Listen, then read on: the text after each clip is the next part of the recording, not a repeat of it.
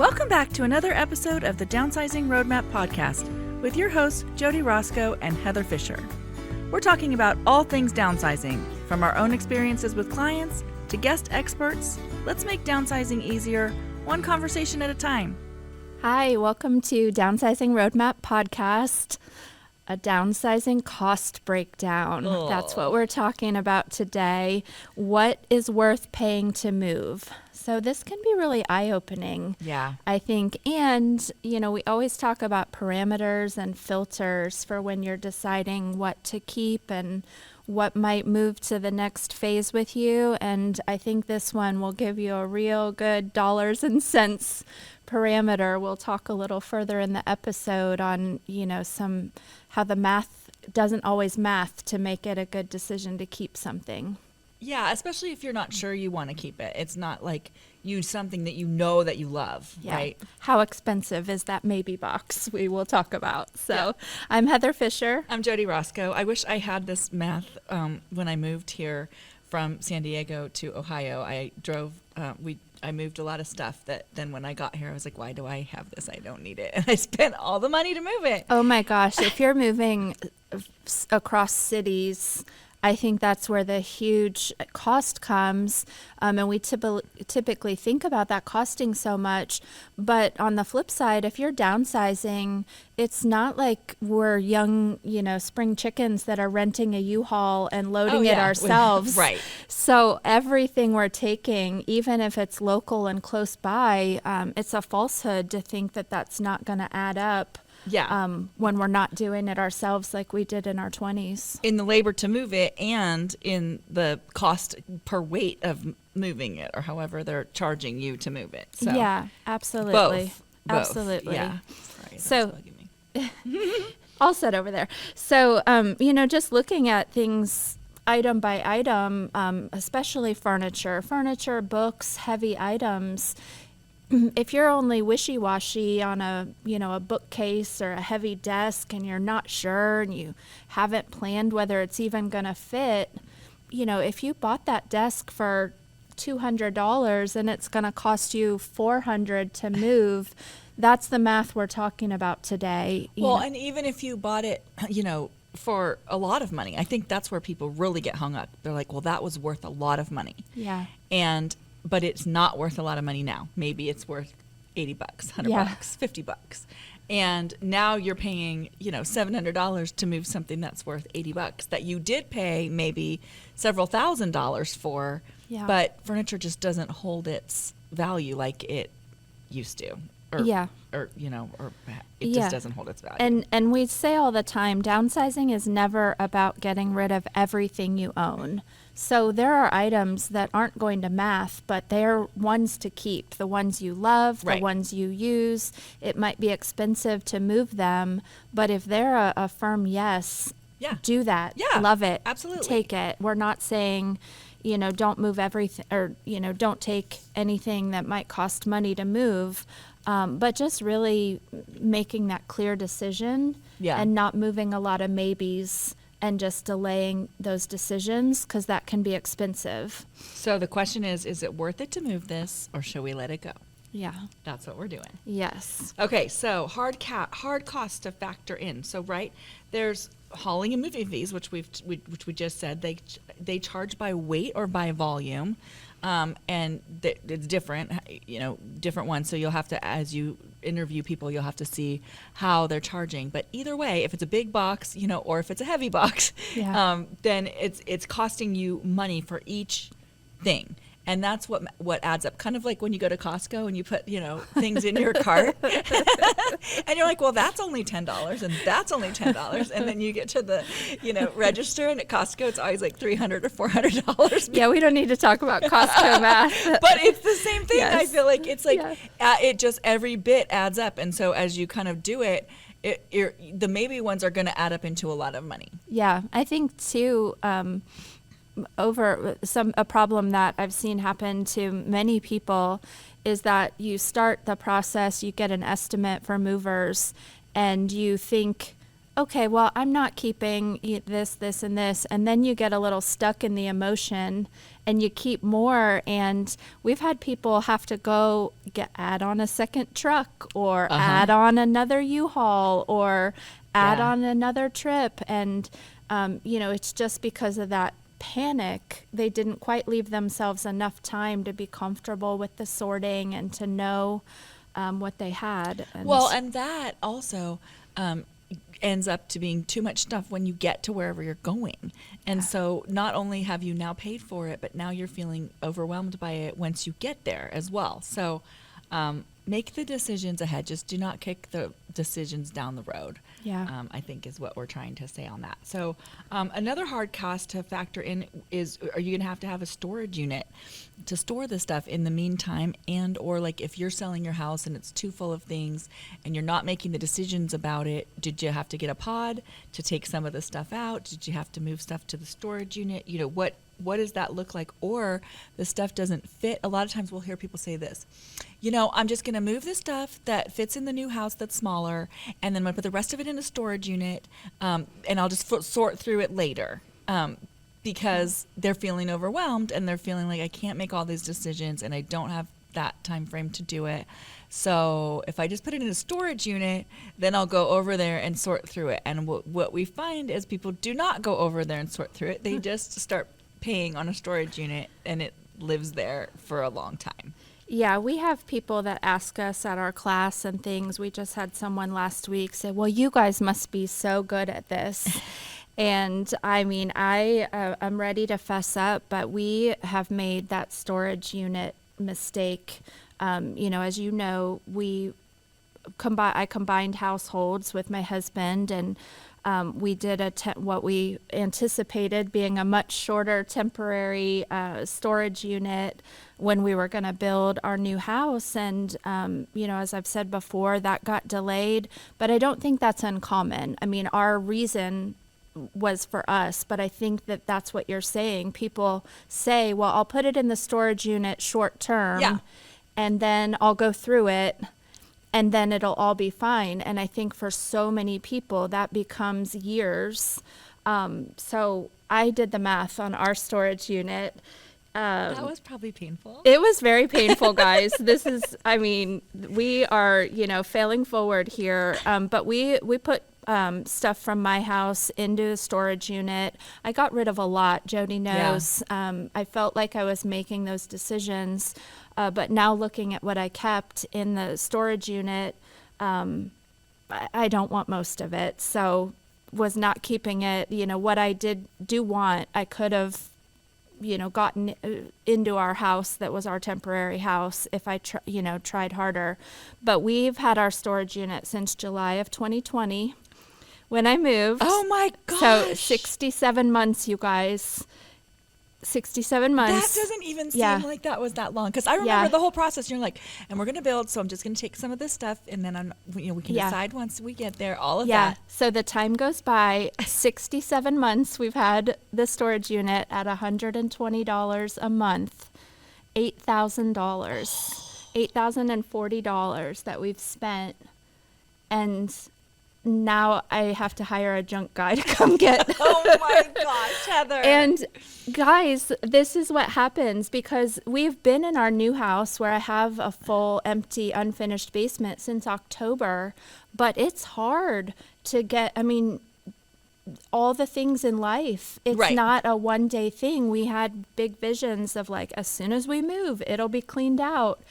And it's hard to get it all done. So well, and then you're like, I don't want to bring all that stuff into my new house. Like, I better sort it over there. Like, I don't want to, there's all the words that we say to ourselves about it. But then this weekend, I got stuff going on and my kids are doing this and the grandkids are doing this, like whatever's happening for you.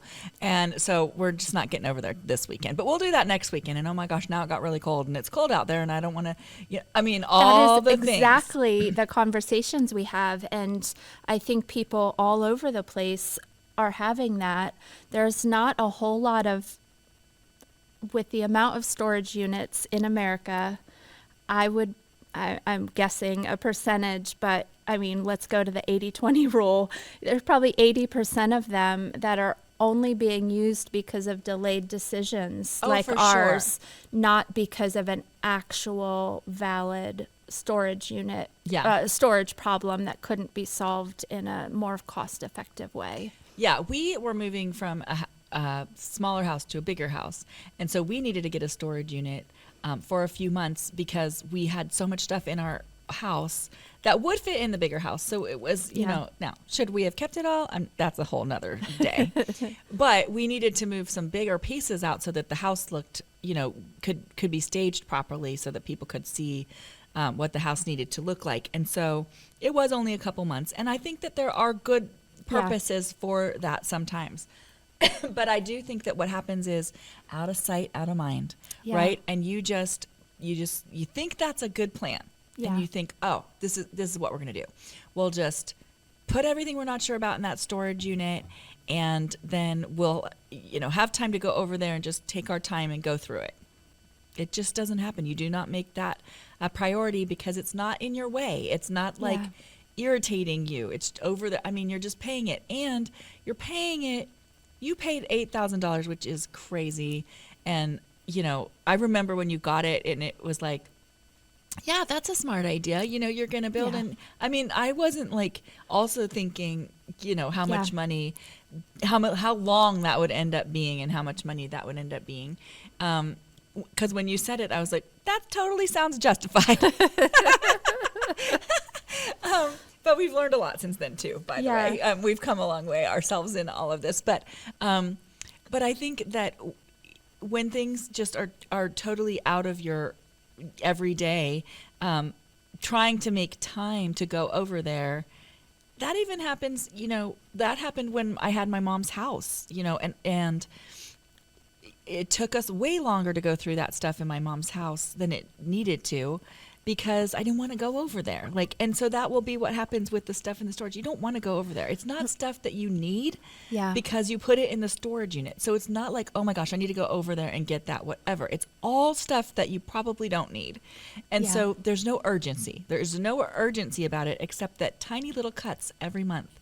Like you paid that money, but you paid it in a small amounts to where it doesn't seem like if somebody was like, hey, if you want me to store that, it'll be $8,000. You'd be like, no. Right. Donation. But it's like, away. It's $100, it's $150, it's $200 a month, you know, it's whatever. And so you think, oh yeah, like when you put it in there, you think, well, all of that stuff must be more than $200 or $300. And so, we need to make sure we go through it. And so quickly it can become. Yeah. Similarly, we see a lot of times our clients that are moving to, most often we see this when they're going to like a senior living community or somewhere where they're not necessarily making a direct transfer of the equity and the funds from the sale of their house right away. Yeah. Where the house will sit for just months and months. And, you know, if we're looking at the math of a move, that can really be a huge expense in that same way and more if you're keeping utilities on at the property and, you know, paying taxes, paying for maintenance that comes up, upkeep, mowing. But we've had clients, you know, we moved out of here 11 months ago and they're still dealing with the stuff or, you know, long time frames. So this is all part of just really trying to clarify how much that will cost you financially and in other ways with that mental weight of it. Because like, okay, we already talked about the hauling and moving, you know, the moving costs and the storage, you know, potentially boxes, bubble wrap, you know, like if you're taking 30 or 40 more boxes of stuff that you need, honestly, and that's not unreasonable, that we see. You're paying for that many boxes, the supplies, time off work that you're, you know, doing that, or your time that you could be doing something else, you know, either way. And then there's some hidden costs about it, like you know, rebuying items that you forgot you had in storage. So it's like I know it was like probably like Christmas to you in a little way when you opened it and you were like, except not in the best way, because then you're like, whoa, look, I don't want this. I have seen it. Well, I mean, it's definitely a two-way street. I mean, there are some of my just more important items Yeah. to me that I'm very excited to have back out of storage Yeah. that I love and treasure.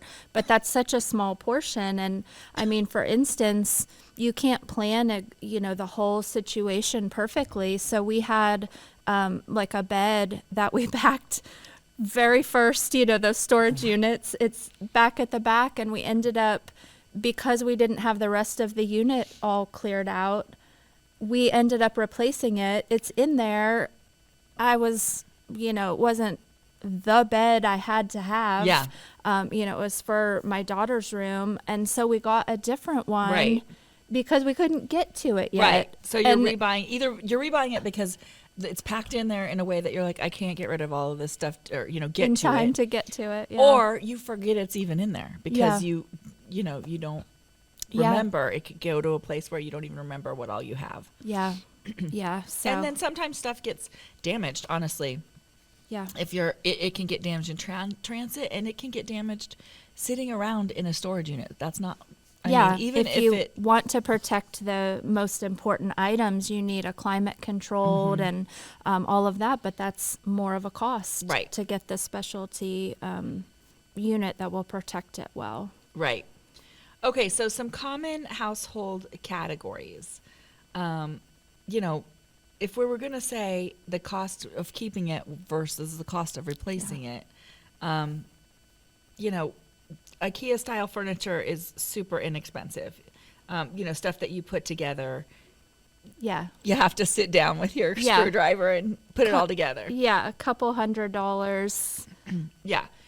But it might also be $100 or so to move it. Yeah. And because it is what it is, moving it is going to make it not Let- so like the correct. screws start coming out, and it's You a lot don't more tighten wobbly it. after It is a more move. wobbly, yeah. After a move. Yeah, because we had some bookcases that were IKEA, and they looked really cute in our house, and we moved them, and they were definitely a little bit more, not so square, and the doors didn't quite line up the way that they did before, and so basic kitchen gear.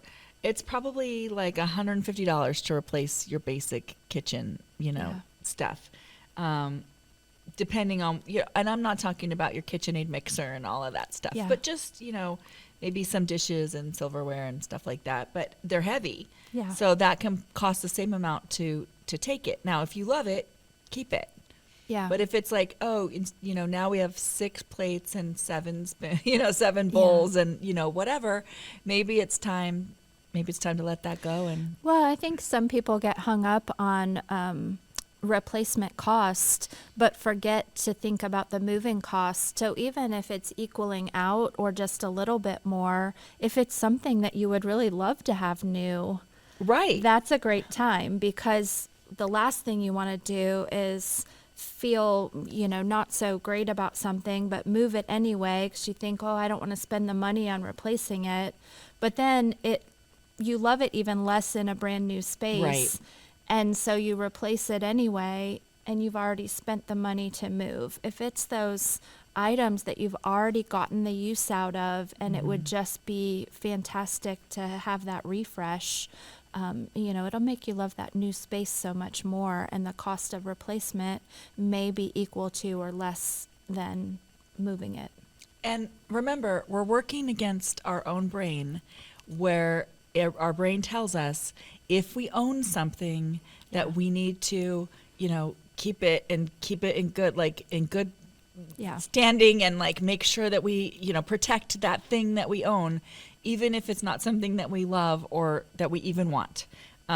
Right. So we've talked about that before, that experiment where people were given a mug. It wasn't even special or theirs or whatever, and they just thought the value of it was so much more right after they were given it because they owned it now. And so your mind does that. So you're working against that as you're going through your stuff, and you're thinking, you know what, I think that I should keep all of these empty butter containers that I use for instead of Tupperware and all this stuff that doesn't have lids anymore. But it's mine. So I'm just going to take that mindlessly. Like I'm going to put that in a box because I'm packing the kitchen. Right.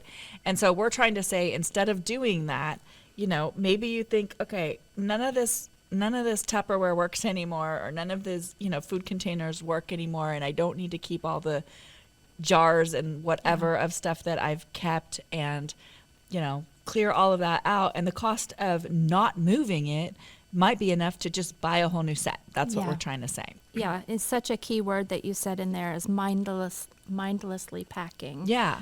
You don't need to do that. Just put a little bit of thought process on it, and don't pack it all just because you own it. Because I think it's like, well, we're taking it because it's ours. Yeah. Like that's what it is. And so instead of that, it's like, put some thought into whether you actually need it or want it. Yeah, absolutely. So we talked about the storage unit math. So custom high-end furniture versus IKEA furniture, right? I mean, that stuff, if you still love it, if it still fits in your new place, because if you're moving from a bigger place to a smaller place, a lot of times the scale of the furniture does not fit anymore. And so you need to do a little bit of work on that to make sure it's going to fit and it's going to look right in there. So sometimes it'll fit, but then you can't really walk around it, or it feels like wall-to-wall furniture. And so that's not, that then turns into a little bit of a different anxiety when we get into that place and it just feels tight. But custom high-end furniture that you love probably is worth moving, because that will cost less to move than it would cost to buy over again. Yeah, absolutely. And but if it's not something that you want, it's going to be one of those items that costs the most to move. Yeah. Because the custom high-end furniture is heavier and more solidly built, and heavy wood. Yeah, so make sure it fits and it's the look you want. Again, we always talk about that first big step is dreaming, and what is that going to look like, and is that fitting your future life, and is that what you need? Do you need the big china hutch if you don't need the china, and you're not doing the big Thanksgiving at your house anymore, and all of that? So books are heavy. So heavy. Books are so heavy. Yeah. And so 10 boxes of books is like 300 pounds. And so you want to really think about the books that you're bringing. And I love books. I'm a reader. I love reading. I love all of that. But really, I think the thought process on books is, if you would read it again, then keep it. If you would not read that book again, then maybe it's time to let it go. Yeah, really be honest with yourself on how long they've been on the shelf they are currently, or in a box that you haven't touched them. And if you're honest with that, that'll give you that answer as to whether you're going to reread it. Yeah. Yep. Tools are heavy, but they're also expensive and valuable. So it depends. Or do you use them? I mean, are you going to be using those tools again in your new place? Or was that, you used to fix everything in the house and you're over it now? And that would be us. We would fix everything. And now we're a little bit more over it. But so what does that look like? And again, we're asking ourselves on all of these hobbies, any of that stuff, are we really going to do them in my next phase? And do them in the same way. It's not an all or nothing for the whole category, but it's curating your tools down to what would fit the new space, on what your needs will be there, or who will be doing the work. And this might be a category where, family might, be the one to want some of those tools and become that person for the family. Yeah. And you can give yourself like a budget to replace things, right? So if you save a bunch of money on the move because you aren't, taking as many super heavy things, you can take some of that money and still spend it, but spend it on replacing things, or, buying some new things to give your new place, a better feel for you, or things fit better in there, or you've always hated those drinking glasses and you're not taking them, and you're going to go get some new ones. Yeah. Yeah. And artwork or heirlooms is one that can be hard to replace and might have that emotional, the emotional value is high. But I would just ask, are they your heirlooms or just old things that you own? Well, and artwork really sets the tone of your house. And so is the tone going to be the same? Are you recreating your same thing in the next place, which is fine if you love it and that's what you want to do? Or are you like, I want a fresh start. I want it to feel different. Artwork is going to, set that tone of your house. And so if it's artwork that you don't love anymore for whatever reason, then maybe it's time to, sell that or let that go. Yeah. Yeah, absolutely. Designing the new space for the new phase. Yeah. That yeah. it is. Yeah. And we get both. We get people that are like, no, I want to take my stuff that I love because I want it to feel like my home, and we've had some clients that have really like done such a great job in a much smaller space, still making the house feel like their house that it was before. And they feel comforted by that. And then we have had clients who've just, gotten new things and felt like, okay, new phase, new stuff, and I'm ready to, do something different. And neither one is wrong. It's just to be thoughtful about what it actually is. And if you're the one that wants something new, don't take all the old stuff because it's yours and you're just packing, right? Yeah. Okay. So I think we've done storage math already, right? Yes, that sad topic. Yeah. Yeah. Okay. So emotional justifications are sometimes the thing struggling in your mind against the financial reality, because so often we see people think, but it's still good and I paid a lot for that. And, the counter question to that would be, how much will you pay to keep it? You paid a lot at the beginning, but how much are you paying in all the ways that we talked about to keep it? Or I might need it someday, asking yourself the counter question of when was the last time you used it or needed it? Define that someday. And the third one, it was a gift. You know what we say about this one? Guilt is not a gift. So I don't think it was a gift should ever be the defining reason to keep something.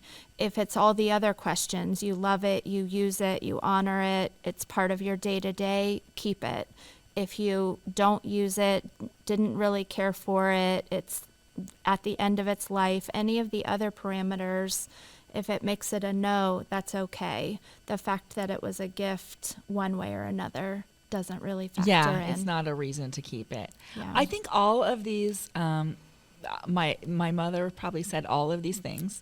It's still good. It was expensive. If somebody gave it to me, I might need it someday. All of those things.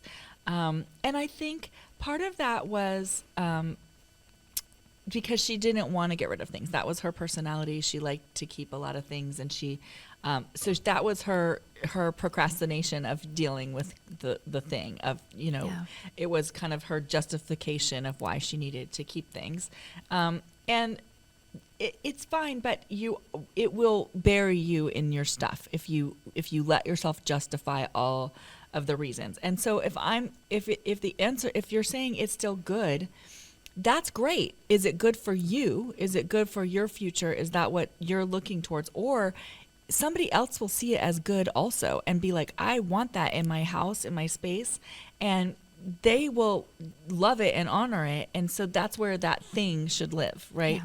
Yeah. Because you are just needing to surround yourself with the things that you care about and that make you happy. So if the thing that you think you should keep is something that you are going to keep in a box in the storage unit, that means you can let it go because you don't care about it enough to want to look at it every day, to have it make you happy when you look at it, and all of those things. So all of those are just justifications for not making the decision. I'm being a little mean right now, but it's true. They're just justifications for not making the decision. And so start just by surrounding yourself with the stuff that you really care about, and let the rest of it go. I might need it someday. You might, but I would say the amount of stuff that you need later is maybe 5%, and you probably can buy that again, for even with the savings of not moving it. It's rare that we need something again, because the things that you need every day you're going to take, because you're going to oh, I use that. I need that. Those decisions will be clear. Yeah. Yeah, so just reframing that you're not losing the item, you're saving your future self time and money and stress by getting rid of it, honestly. Yep. So ask yourself these, do I use it all the time? Would I buy it again today? These are things that we talk about all of the time. Will it actually fit into my new space? Because think about, honestly think, where will I put that? Is it going to sit on the dining room table? Is it going to, sit on a bookcase? Where is it going exactly? Yeah. Just think about the cost to move it, and does it cost more to move it than to replace it if you do need it in the someday category? Yeah. Good questions. Yeah. So when paying makes sense, items that you really should consider paying to move, right? True antiques and heirlooms, which there aren't many of those. Yeah. But there are some out there that are actually true antiques, and if you love them and you want them in your space, then you probably should insure them and get them moved, properly and all of that. Yeah, there are those heirlooms that just hold financial value, that are a legacy part of a family, but that's really rare. Mm-hmm. So just researching, and like Jody said, if it truly is a financial reason for keeping it in the family, is it properly stored? Is it properly insured? Are you preserving that? Yeah, so rare items with high replacement values, then definitely worth it.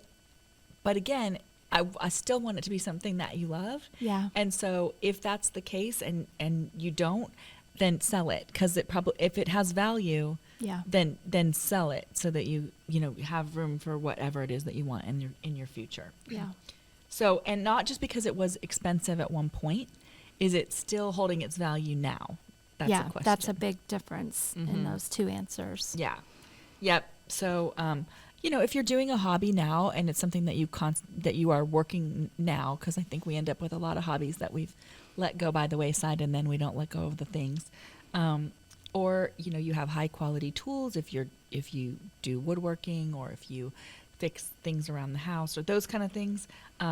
Those are probably worthwhile because they're expensive. Again, things that were expensive but still would be expensive. I think there's a place to maybe set not a goal, but dedicate, if you were to sell some of these things that you don't need anymore but do have a higher monetary value, set a little reward for yourself. All of the money we get from selling the tools, we're going to, fill in the blank, take a trip, or replace the living room furniture for a better size. And when you earmark what you're going to do with that, it can be a little more exciting to sell it and watch that add up. Yeah. So that's a good way to look at it. Yeah. So just remember that, your mindset is that the value of the item isn't necessarily what it's worth. It's what it costs you to keep it. And sometimes we've seen people keep things, way too many things. And then the cost of that is that they're uncomfortable in their new space because they feel crowded and they can't move. And that's the thing we dislike the most when we see this process happen, is then we'll get, those are the few people that we talk to. Most everybody we talk to, it's like, oh my gosh, I wish I would have done this sooner. But those people that keep too much are the few that we end up hearing I'm not sure this was a good choice for me. And it was a good choice, but the choices to let go of everything weren't made. And so now it feels tight. Yeah. And if you're listening and you've gone too far down the road without making those choices, it's never too late to streamline your space and just get out from under that mental load of having too much. Yeah. And if you have some things that you think, oh, I'd like to remember this, or I'd like to jog my memory, this thing jogs my memory about whatever, you can take a picture of it, put it on your phone, have a picture of it that you can look at later to jog your memory. You don't need the full thing. That can be helpful. You can do, just remember the cost of what all of that is as you pack. And really just kind of you got to be a little bit brutal about it and be like, I've not used this in so long. I pulled out a pair of shoes and they had dust on them today. I was like, oh, that means it's time for them to go. Yeah, for sure. I mean, I think those are being brutally honest with yourself on how long, if you're having to pull dusty boxes out of somewhere as you're getting ready to move, put them on the donation truck, not the moving truck. Yeah. And those decisions are already made by that layer of dust on there. Yeah, and just fight against that part where it's like, well, I already own it, so I must be moving it. Yeah. So if you're out there and you're looking at a downsizing move in your future, and we can help you get ready for that and help you find a great agent to help with that, please reach out to us on our website. We can connect you with our network of people that can help you work through these decisions. If you'd like our free downsizing guide, which can help you get started with some great questions to ask yourself, that's available on our website as well. Everything can be found at downsizingroadmap.com, downsizingroadmap.com/guide for that free guide. Mm-hmm. Or /help if you just need us to help you. So. Yes. Yep. Awesome. Thanks, guys. We will be back again next week. Okay. Thanks for joining us on the Downsizing Roadmap podcast. If you found this episode helpful, be sure to subscribe, leave us a review, and share it with someone who might need a little downsizing inspiration. Have questions or ideas for future episodes? Reach out to us on our website, www.downsizingroadmap.com. Until next time, let's keep simplifying and moving forward.